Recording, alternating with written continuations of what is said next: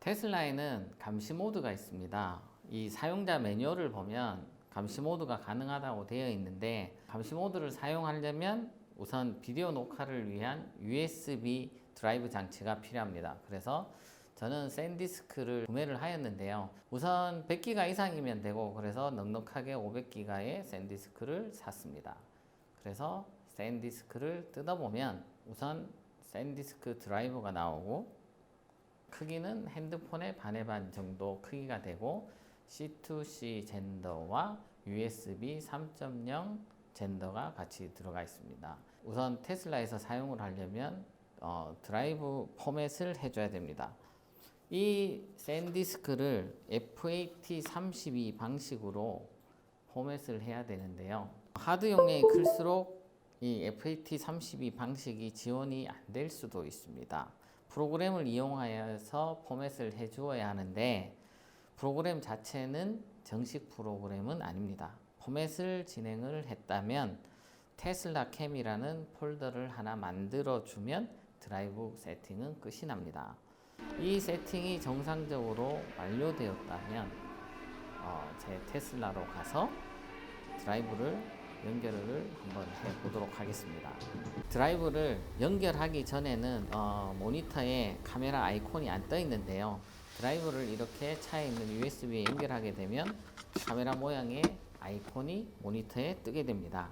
그러면 우선 안전 보안 탭에 들어가서 감시 모드를 켜 주시고요. 이렇게 감시 모드를 ON을 하시고, 아니면 카메라 모양 옆에 있는 감시 모드 아이콘을 한번 누르면 켜지고 한번 누르면 꺼지게 되어 있습니다. 자, 그러면 얼마나 감시를 잘하고 있는지 한번 확인해 볼까요? 이 감시 모드를 작동 중에는 옆에 이렇게 사람이 오거나 아니면 앞에 차에 물체가 왔을 때는 전조등과 브레이크 등과 안에 감시 모드가 작동되는 게 모니터에 빨갛게 표시가 됩니다. 이 상황에서는 뭐 소리가 나거나 이러진 않는데, 우선 앞, 뒤, 좌우 포채널이 이렇게 영상이 녹화가 됩니다.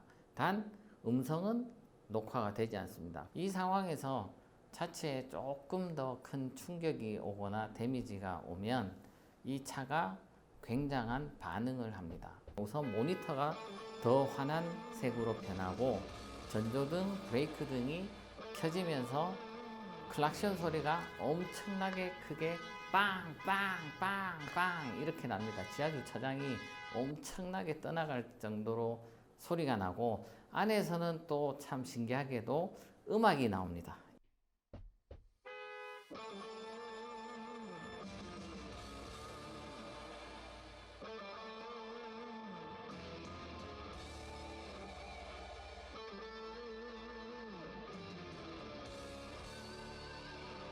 그래서 이 외부에 어떤 테슬라를 공격하는 사람을 쫓아내고 사람들한테 경고를 주는데, 저는 이 상황을 모르고 있지만 테슬라 앱에서는 이 상태를 저한테 바로 문자로 감시 모드 알람 상태가 발생했다고 오고, 제가 차에 탔을 때도 감시 모드가 이벤트가 있다고 알려줍니다. 그러면 이거를 어떻게 확인을 하느냐? 우선 제가 가진 핸드폰과 이 드라이버를 연결을 합니다. 연결을 하게 되면 볼 수 있는 앱이 있는데, 그게 테슬라 캠이라는 앱입니다. 안드로이드에서는 무료로 다운로드가 가능하고 애플 스토어에서는 5,900원의 비용이 듭니다. 이 테슬라 캠을 켜고 제가 가졌던 이 드라이버를 연결을 하게 되면 이 이벤트 상황들이 녹화되어 있는 것을 바로 볼 수가 있습니다. 이 포채널 화면이 나오면서 이렇게 동영상이 플레이가 되고요. 이 동영상 플레이도 왼쪽에 보면 1x, 2x, 3x, 4x에서 4배속까지 빨리 움직이게 할 수도 있습니다. 재밌죠? 저도 이게 아무래도 이제 뭐 포채널 블랙박스를 장착을 하게 되면 비용이 뭐 한 100만 원 정도 드는 걸로 알고 있는데, 또 보조 배터리도 장착을 해야 되고 하지만 테슬라에서는 이게 하나의 어떤 뭐 그냥 프로그램으로서 이렇게 제공이 되니까 뭐 비용적인 면에서도 굉장히 좋고 쓰기도 굉장히 편리해서 너무 좋은 것 같고요.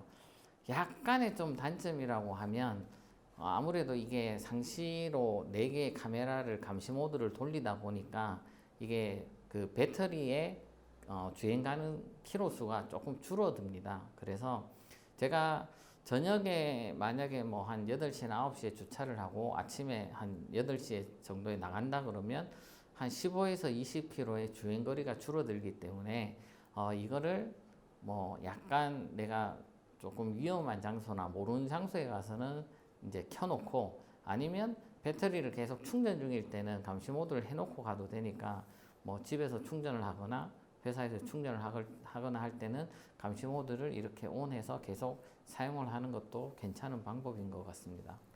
자, 뭐 오늘 이렇게 감시 모드에 대해서 알아봤는데요.